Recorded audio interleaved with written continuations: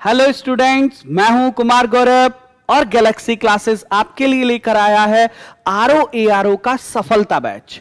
ये हमारा batch offline कम online batch है, यानी आप इसमें क्लास में आकर के भी पढ़ाई कर सकते हैं और हमारे पोर्टल के माध्यम से देश के किसी भी कोने में रहकर आप RO की तैयारी कर सकते हैं। दूसरी बहुत इंपॉर्टेंट बात, ये बैच प्रीलिम्स और मेंस दोनों के लिए है। तीसरी बात, इस बैच की टाइमिंग जो है शाम को 5:30 बजे है और हाँ, 7 दिसंबर 8 एंड 9 दिसंबर को आप इसका डेमो क्लास हमारे गैलेक्सी क्लासेस के अलीगंज सेंटर आके भी ले सकते हैं और यूट्यूब से भी ले सकते हैं। महत्वपूर्ण बात यह भी है कि इसके लिए हम आपका एक स्कॉलर टेस्ट भी रख रहे हैं। अगर आप इस स्कॉलर टेस्ट में फर्स्ट टू थर्ड रैंक लेकर के आते हैं तो गैलेक्सी क्लासेस आपको 50% का ऑफ देगा, और यदि आप फोर्थ टू सिक्स्थ पोजीशन पर आते हैं तो आपको 30% ऑफ, और 7th टू 10th यानी 7वें से 10वें स्थान तक अगर आप स्कॉलर टेस्ट में अपनी रैंक लेकर के आते हैं तो आपको 20% ऑफ मिलेगा। और ये हमारा जो स्कॉलरशिप टेस्ट है वो 10 दिसंबर को हमारे अलीगंज सेंटर पर जो है वो होगा। आइए आज हम लोग RO के लिए एक बहुत ही बेहतरीन सा टॉपिक डिस्कस करते हैं, जहां से आपको प्रीलिम्स में और मेंस में दोनों में क्वेश्चन मिलने के क्या रहते हैं, चांस रहते हैं। तो आज हम लोग बहुत ही इंपॉर्टेंट टॉपिक भारत छोड़ो आंदोलन यानी क्विट इंडिया मूवमेंट को स्टार्ट करते हैं। जैसा कि आप जानते हैं, भारत छोड़ो आंदोलन भारत की आजादी की अंतिम लड़ाई थी। इसके बाद हमने आजादी के लिए कोई लड़ाई नहीं लड़ी है। हालांकि इसके बाद हम लोग छोटे छोटे विद्रोह अलग अलग करते रहे, लेकिन जिस तरह का सविनय अवज्ञा आंदोलन हुआ, जिस तरह का असहयोग आंदोलन हुआ, उस तरह का ये आखिरी आंदोलन था जो गांधी जी के नेतृत्व में अंग्रेज सरकार के खिलाफ किया गया। तो आइए डिस्कस करते हैं भारत छोड़ो आंदोलन। पहली बात, अंग्रेज सरकार के विरुद्ध भारतीयों द्वारा किए जाने वाला अंतिम और सबसे शक्तिशाली आंदोलन था। दूसरी बात, हम लोग इसके रीजंस देखिए, हिस्ट्री यानी इतिहास, और इतिहास में विदाउट रीजन कारण के कोई भी घटना ना के बराबर संभव रहती है। देखिए, जो ये आपका भारत छोड़ो आंदोलन है, इसका पहला कारण ये है क्रिप्स मिशन की असफलता। मैं आपको एक छोटी सी स्टोरी बताना चाहूंगा। जब सेकेंड वर्ल्ड वॉर शुरू हुआ तब अंग्रेजों ने बिना भारतीय नेताओं से डिस्कस किए, अंग्रेजों ने भारत में न गांधी से डिस्कस किया, न नेहरू से डिस्कस किया, न जिन्ना से डिस्कस किया। यहां तक कि उस समय हमारे देश में 11 राज्यों में अलग अलग मुख्यमंत्री थे, 8 राज्यों में तो कांग्रेस की सरकार थी, और अंग्रेजों ने विदाउट डिस्कशन के भारत को सेकेंड वर्ल्ड वॉर में अपना सहयोगी घोषित कर दिया। अब क्या होता है, ब्रिटेन के प्रधानमंत्री चर्चिल, जो ये भारत में डेडलॉक क्रिएट हुआ, डेडलॉक क्या क्रिएट हुआ, भारत के लोगों ने साफ मना कर दिया कि हम आपका सहयोग नहीं करेंगे। यहां तक कि इंडिविजुअल सत्याग्रह भी हुआ। जब ऐसा हुआ तो ब्रिटेन के प्रधानमंत्री चर्चिल ने स्टेफोर्ड क्रिप्स की अध्यक्षता में एक आयोग भेजा, और इसी आयोग का नाम है क्रिप्स मिशन। स्टेफोर्ड क्रिप्स इसके अध्यक्ष थे। 23 मार्च 1942 को यह मिशन भारत आया, और 30 मार्च 1942 को इसने अपनी रिपोर्ट दी, और इसने रिपोर्ट में यह कहा, इसने रिपोर्ट में यह कहा कि आफ्टर वर्ल्ड वॉर, विश्व युद्ध के बाद, हम भारत को डोमिनियन स्टेटस देंगे और संविधान सभा का गठन करेंगे। गांधी जी जो इतने दिन से इसका इंतजार कर रहे थे, गांधी जी का दिल टूट गया। गांधी जी ने कहा यह पोस्ट डेटेड चेक है। पोस्ट डेटेड चेक क्या होता है गाइस? ऐसा चेक जिसका पेमेंट फ्यूचर में किया जाना हो। जैसे मैं आपको 10,000 रुपए का चेक दे दूं और उस पर डेट लिख दूं 25/8/2050, यानी उस चेक का पेमेंट आपको 2050 में मिलेगा। गांधी जी ने क्रिप्स मिशन को क्या कहा? Post dated cheque. और नेहरू जी ने इसे ऐसे बैंक का चेक बताया जो कि बंद होने वाला हो। यानी मैं क्या समझाने की कोशिश कर रहा हूं कि क्रिप्स मिशन यानी ये जो भारत छोड़ो आंदोलन है, ये भारत छोड़ो आंदोलन है, उसका पहला कारण था क्रिप्स मिशन की असफलता। और यह भी समझ आ गया था कि अंग्रेज सरकार विश्व युद्ध के दौरान संविधान पर कोई कार्य करना नहीं चाहती है। इसीलिए गांधी जी जो है अंग्रेज सरकार से बहुत नाराज थे। अच्छा, दूसरी बात, इतना औसम दूसरा सेकंड रीजन, और देखिए हमें आरओ के लेवल को समझना होगा। आरओ का पेपर आखिर कराता कौन है? तो सर आरओ का पेपर जो है वो कौन करा रहा है? यूपीपीएससी करा रही है। हमें आरओ का लेवल लेकर के चलना होगा। और आरओ के लेवल में ये देखिए क्वेश्चन कंसेप्चुअल भी आ सकता है।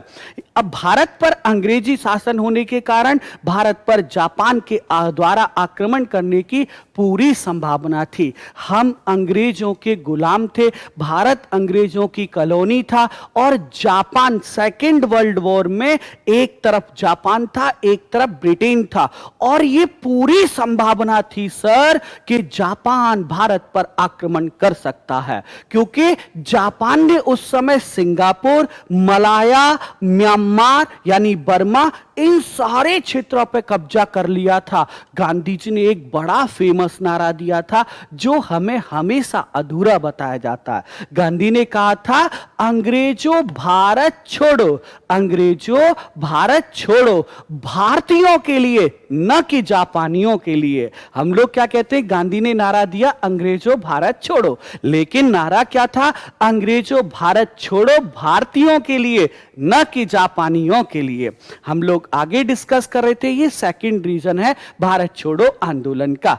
दूसरा, 1941 में जापान देखिए शक्तिशाली तो होता ही जा रहा था। जापान ने दक्षिण पूर्वी Asia, Philippines, Indonesia, Singapore, Myanmar आदि पे कब्जा कर लिया था, और पूरी संभावना थी कि भारत पे भी जापान जो है वो कब्जा कर सकता है। और हां, हमारे देश में बढ़ती हुई महंगाई, और बेटा भारत में बढ़ती हुई महंगाई से भारत की अर्थव्यवस्था क्या हो चुकी थी? ध्वस्त हो चुकी थी। और गांधी जी इस बात को लेकर के बहुत परेशान भी थे। और हां सुनिएगा, ये जो ब्रिटेन का प्रधानमंत्री है ये चर्चिल है। चर्चिल की अगर मैं बुराई करने बैठ गया गाइस, तो आप समझ लीजिए शाम हो जाएगी। पैसे भी शाम हो चुकी है, लेकिन रात हो जाएगी, इतना खराब व्यक्ति था चर्चिल। चर्चिल का जो परसेप्शन फॉर इंडियंस, भारत के लोगों के लिए जो इसकी विचारधारा थी वो बहुत ही खराब थी। ये हमेशा कहता था कि मेरे समय में भारत आजाद हो सकता है। ये तो सोचना दूर, इसकी प्रक्रिया भी प्रारंभ नहीं हो सकती, इसका प्रोसेस भी स्टार्ट नहीं हो सकता। ये हमेशा चर्चिल कहता था। और इसी समय अमेरिका के जो राष्ट्रपति थे वो रूजवेल्ट थे। रूजवेल्ट साहब क्या कहते थे? रूजवेल्ट साहब ने अटलांटिक चार्टर की घोषणा की, अटलांटिक चार्टर की अनाउंसमेंट की। और अटलांटिक चार्टर क्या था? अटलांटिक चार्टर में यह था कि आफ्टर सेकेंड वर्ल्ड वॉर जितने देश हैं दुनिया के सबको आजाद कर दिया जाएगा। आफ्टर सेकेंड वर्ल्ड वॉर जितने देश हैं सबको आजाद कर दिया जाएगा। चर्चिल ने कहा भारत को छोड़कर। चर्चिल ने क्या कहा? भारत को छोड़कर। इस बात पर गांधी जी बहुत गुस्सा हुए, इस बात पर गांधी जी बहुत गुस्सा हुए। और यह भी समझ आ चुका था, यह भी समझ में आ चुका था कि भाई अंग्रेज भारत के लिए कुछ करने वाले नहीं हैं। दूसरी बात सुनिए, इतना औसम क्वेश्चन, हमें क्या लेना देना? आपने, आप बताइए, आपने क्या किया? भारतीय सैनिकों को ऐसे युद्ध में भेज दिया सेकेंड वर्ल्ड वॉर का। हमसे क्या ही लेना देना, हमसे कोई मतलब नहीं था, लेकिन आपने हमारे सैनिकों को ऐसे युद्ध में भेज दिया जिसका हमसे कोई मतलब ही नहीं था।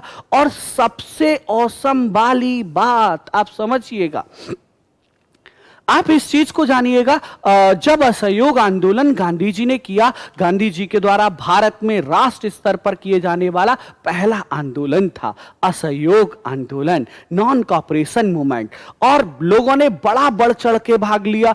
इतना अच्छा आंदोलन चल रहा था, लेकिन 4 फरवरी 1922 को गोरखपुर के चौरी चौरा नामक स्थान पर 22 पुलिसकर्मियों को जिंदा जला के मार दिया गया। गांधी ने इसके विरोध में 5 दिन तक उपवास किया और इसके बाद 12 फरवरी 1922 को गांधी जी ने यह आंदोलन वापस ले लिया। गांधी जी का पूरे देश में जबरदस्त विरोध हुआ सर, गांधी का जबरदस्त विरोध हुआ। एक महान नेता थे रजनीपाल दत्त, उन्होंने तो यहां तक कह दिया कि खोदा पहाड़ निकली चुईया, हे भगवान। है गांधी जी ने फिर दूसरा बड़ा आंदोलन किया, कौन सा? सविनय अवज्ञा आंदोलन। दांडी मार्च के लिए जब गांधी अपने आश्रम साबरमती आश्रम से निकल रहे थे, तब गांधी ने यह कहा था, ये दूसरा आंदोलन था सविनय अवज्ञा आंदोलन, जो गांधी जी के द्वारा किया गया बड़ा आंदोलन था। गांधी जब साबरमती से निकल रहे थे, तब गांधी ने यह कहा था कि मैं अब साबरमती तभी लौटूंगा जब देश आजाद हो जाएगा। ऐसा कह के गांधी निकले साबरमती से। लोगों को लगा कि गांधी इस बार कुछ बड़ा करेंगे, लेकिन गांधी ने क्या किया? गांधी इरविन समझौता कर लिया और आंदोलन वापस ले लिया। यानी गांधी जी से लोगों का भरोसा उठ चुका था। तो गांधी जी ने क्या किया था? अब देखिए, गांधी जी ने यह कहा था कि वायसराय से अब कोई बात नहीं होगी। वायसराय के प्रति, अंग्रेज सरकार के प्रति गांधी जी की विचारधारा में बहुत बड़ा परिवर्तन आया। और यह भी भारत छोड़ो आंदोलन का एक बहुत बड़ा कारण था, क्योंकि लीडर, जब तक नेता के दिमाग में इस तरह की चीजें नहीं आएंगी, जो नेतृत्व करता है उसके दिमाग में इस तरह का कुछ विचार नहीं आएगा, तब तक सफलता किस तरह आ सकती है। फिर उसके बाद ठीक है, चलिए अब देखिए जरा आंदोलन स्टार्ट कैसे होता है। तो ये डेट बहुत इंपॉर्टेंट है, 7 से 14 जुलाई 1942 के बीच मुंबई के वर्धा में कांग्रेस कार्यकारिणी की एक मीटिंग हुई और इसमें गांधी जी ने भारत छोड़ो आंदोलन का प्रस्ताव रखा। इसीलिए इसे वर्धा प्रस्ताव भी कहा जाता है। और यह क्वेश्चन यूपी SSSC के द्वारा पूछे जाने वाला क्वेश्चन है कि वर्धा प्रस्ताव किससे संबंधित है। तो सर, वर्धा प्रस्ताव जो है वो भारत छोड़ो आंदोलन से संबंधित है। क्विट इंडिया मूवमेंट भारत छोड़ो आंदोलन से संबंधित है। नेक्स्ट वन हम लोग अगली बात करें, 8 अगस्त 1942 का फेमस दिन, जिस दिन सर ये भारत छोड़ो आंदोलन प्रारंभ हुआ। हां, आप एक क्वेश्चन और नोट कर सकते, ये भी बहुत अच्छा क्वेश्चन है, यूपीएससी के द्वारा पूछे जाने वाला क्वेश्चन है, लोअर पीसीएस में भी पूछा गया है, क्योंकि ये आंदोलन अगस्त में स्टार्ट हुआ था, इसलिए इसे अगस्त रेवोल्यूशन या अगस्त क्रांति भी कहा जाता है। क्या कहा जाता है? अगस्त क्रांति भी कहा जाता है। और 8 अगस्त 1942 को मुंबई के ग्वालिया टैंक मैदान में, भैया आजकल इस ग्वालिया टैंक मैदान को अगस्त मैदान भी कहा जाता है। अगस्त मैदान में मुंबई में कांग्रेस का अधिवेशन हुआ, जिसके अध्यक्ष इस सेशन के जो प्रेसिडेंट थे वो मौलाना अबुल कलाम आजाद थे, और इसी में भारत छोड़ो आंदोलन का प्रस्ताव रखा गया। अच्छा, अब जरा यहां देखिएगा, सुनिएगा, एक ना एक जो है बड़ा डेडलॉक क्रिएट होता है। क्या डेडलॉक क्रिएट हुआ है? गांधी जी ये चाहते थे कि भारत में ब्रिटेन शासन को तुरंत समाप्त किया जाए, इमीडिएट। गांधी चाहते थे तुरंत देश छोड़ो एंड तुरंत जाओ, जबकि कांग्रेस कह रही थी नो गांधी जी, ऐसा नहीं करते। क्या? पहले अंग्रेज सत्ता दें, उसके बाद जाए। अगर अंग्रेज ऐसे ही चले जाएंगे तो भारत तालिबान बन जाएगा। नहीं, पहले अंग्रेज जिम्मेदार लोगों को भारत की सत्ता सौंपे, उसके बाद अंग्रेज भारत छोड़ करके जाएं। बस इसीलिए बेटा भारत में ब्रिटिश शासन को तुरंत समाप्त किया जाए। गांधी ये चाहते थे, जबकि जबकि जबकि कांग्रेस ये चाहती थी, इंडियन नेशनल कांग्रेस ये चाहती थी कि पहले अंग्रेज किसी को सत्ता दें और उसके बाद भारत छोड़े। तो इस पे गांधी जी ने एक बड़ा फेमस डायलॉग बोला कि मैं देश की मिट्टी से ही कांग्रेस से बड़ा आंदोलन खड़ा कर सकता हूं। यह बड़ा फेमस डायलॉग है। कांग्रेस ज्यादा ना बोले, मैं देश की मिट्टी से, देश के बालू से ही कांग्रेस से बड़ा आंदोलन खड़ा कर सकता हूं। अच्छा, दूसरा क्या था? कांग्रेस अंग्रेजों की वापस जाने के बाद एक अस्थायी सरकार बनाई जाएगी, गांधी कह रहे थे। और इसके नेता कौन होंगे? महात्मा गांधी होंगे, क्विट इंडिया मूवमेंट के। अभी देखिएगा गांधी जी ने क्या किया था, प्रत्येक व्यक्ति को कुछ न कुछ दिशा निर्देशन दिया था। सरकारी सेवकों को क्या करना है? सरकारी सेवकों को भारत छोड़ो आंदोलन के दौरान अपनी सरकारी नौकरी छोड़ देनी है और कांग्रेस का प्रचार प्रसार करना है। Well done. दूसरा सुनिएगा, गांधी जी ने, भैया ये क्वेश्चन ऐसे क्वेश्चन हैं जो ट्रिपल यूपी पीएससी के द्वारा जो है वो अक्सर पूछे जाते हैं। लोअर पीसीएस में, पीसीएस अपर में, राजस्व निरीक्षक में, आरओ में, एआरओ में, आप इन्हें याद रखें। पता है गांधी जी ने सैनिकों से क्या कहा कि सैनिक अपनी नौकरी न छोड़े।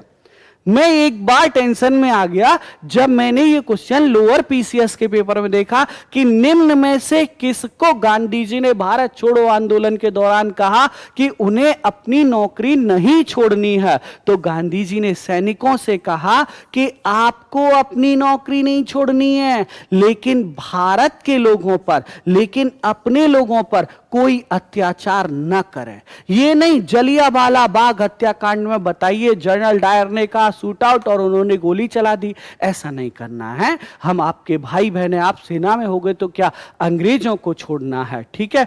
अच्छा, राजा महाराजा जनता का सहयोग करें और उनकी आजादी का प्रयास करें। राजा महाराजा जनता का सहयोग करें और उनकी आजादी का प्रयास करें। देसी रियासतों की जनता, ये बहुत अच्छा पॉइंट है। एक देसी रियासत की जनता के लिए गांधी ने कुछ एक बातें कही।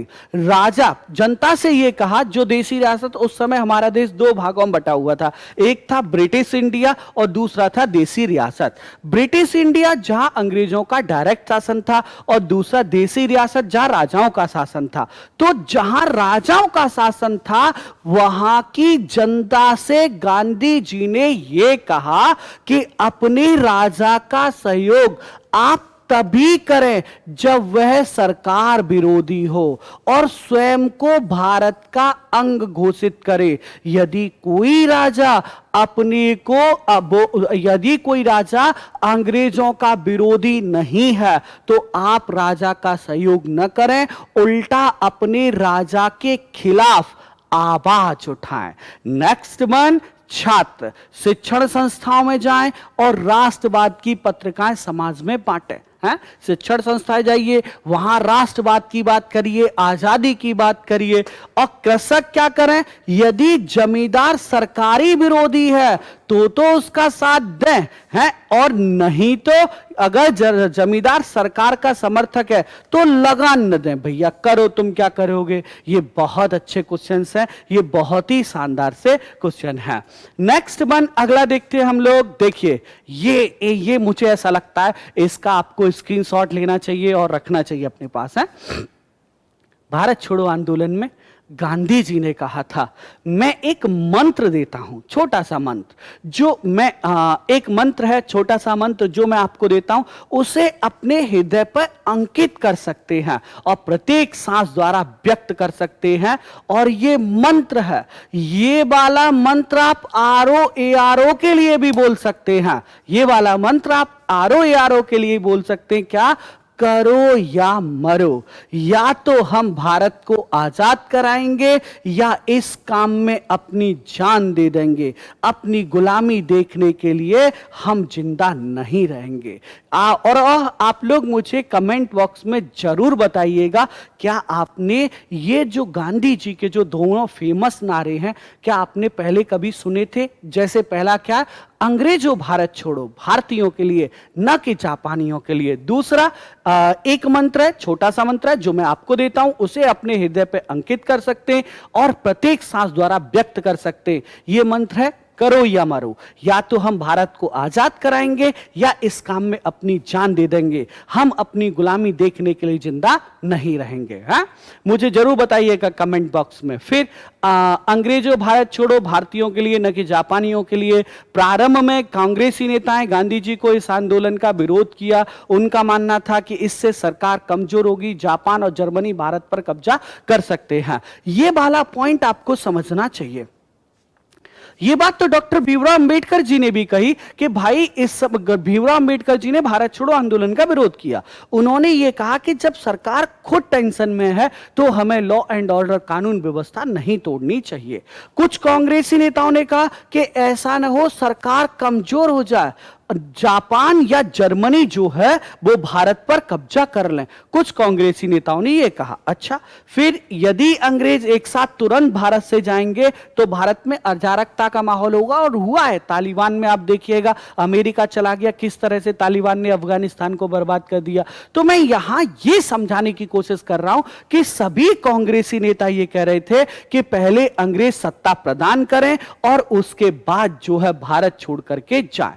तो गांधी जी ने अमेरिकी पत्रकार लुई फिशर से कहा कि वे देश की मिट्टी से एक बड़ा आंदोलन खड़ा कर सकते। और हां, लुई फिशर, आप इसको ध्यान रखिएगा, लुई फिशर और वेब मिलर सविनय अवज्ञा आंदोलन के समय गांधी जी के साथ थे, और लुई फिशर भारत छोड़ो आंदोलन के दौरान गांधी जी के साथ थे। यह आंदोलन आजादी की अंतिम लड़ाई थी। 8 अगस्त को प्रारंभ हुआ, इसीलिए इसे अगस्त आंदोलन भी कहा जाता है। हां, अब पुलिस की बारी थी। आंदोलन तो स्टार्ट हो गया मुंबई से, लेकिन 9 अगस्त 1942 को अंग्रेज सरकार ने ऑपरेशन जीरो आवर चलाया और सभी कांग्रेसी नेताओं को गिरफ्तार कर लिया।